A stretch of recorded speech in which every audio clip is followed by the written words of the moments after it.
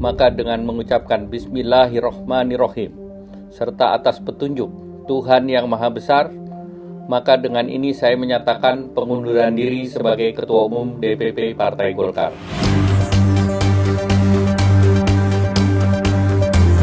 Mundurnya Erlangga Hartarto dari Ketua Umum Partai Golkar menambah daftar panjang dinamika dan gejolak politik dari partai berlambang pohon beringin ini.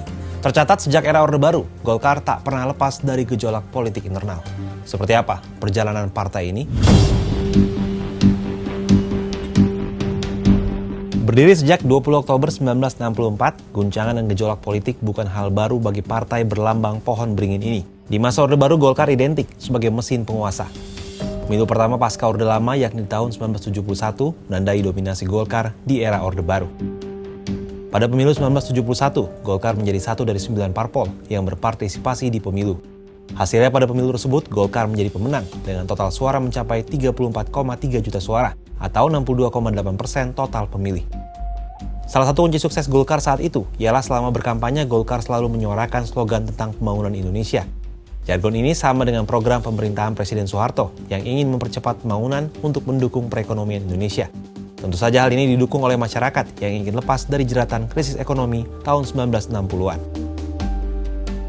Sukses di pemilu 1971 pun menandai kesuksesan Golkar di pemilu Orde Baru berikutnya, yakni tahun 1977, 1982, 1987, 1992, dan 1997. Setelah Presiden Soeharto lengser dari jabatannya di tahun 1998 sekaligus menandai akhir era Orde Baru. Kala itu ada khawatiran Golkar yang identik dengan Orde Baru akan ikut mundur. Namun fakta berkata lain, Golkar justru tetap bertahan meski sempat terguncang sejumlah persoalan.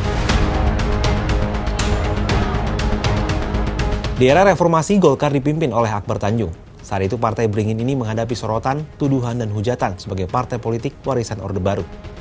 Bahkan di era kepemimpinan Presiden Abdurrahman Wahid pada Juli 2021, Golkar dihadapkan pada dekret Presiden yang salah satu isinya membekukan Partai Golkar. Perlawanan dilakukan Golkar dengan meminta fatwa ke Mahkamah Agung.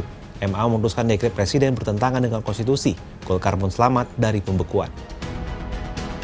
Namun pasca kepemimpinan Akbar, gejolak politik yang dihadapi partai ini lebih banyak lahir dari internal. Salah satunya bersumber dari terjeratnya kasus hukum elit Golkar yang kemudian melahirkan dinamika suksesi kepengurusan partai. Dualisme kepengurusan menjadi guncangan Golkar berikutnya. Hal ini terjadi setelah pelaksanaan pemilu 2014 ketika Ketua Umum Abu Rizal Bakri ingin membawa Golkar berada di luar pemerintahan. Namun dari kubu berbeda yang dimotori Agung Laksono berharap Golkar berada dalam pemerintahan dengan mendukung Joko Widodo. Kedua kubu menggelar munas dan menghasilkan dualisme kepengurusan. Setelah dualisme terjadi kurang lebih 2 tahun, Musyawarah Nasional luar biasa menjadi solusi untuk menyelesaikan dualisme ini. Hasil Munaslup yang digelar 2016 menetapkan Setia Novanto sebagai Ketua Umum Partai Golkar. Namun lebih kurang setahun kemudian, Novanto terjerat kasus korupsi proyek KTP elektronik. Akhirnya Golkar memutuskan menggelar rapat pleno pada 14 Desember 2017 dan menetapkan Menteri Perindustrian saat itu Erlangga Hartarto menjadi Ketua Umum Golkar. Keputusan ini dikukuhkan lagi di Munaslup Golkar 19 hingga 20 Desember 2017.